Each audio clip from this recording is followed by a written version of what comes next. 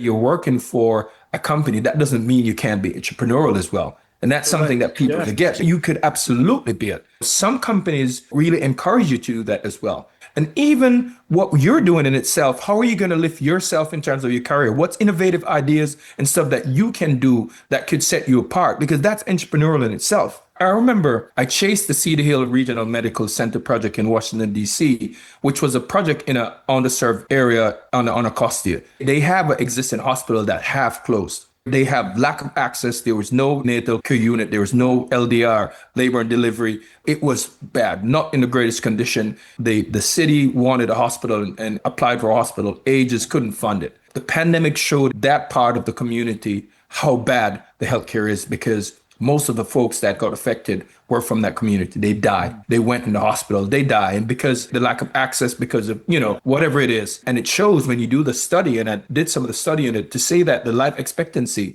is 19 years different from the Georgetown in that area. So it's really something that affected me a whole lot. And I said to myself, hey, how can I be a part of this? So it's more than actually me being an engineer. How can I be an advocate?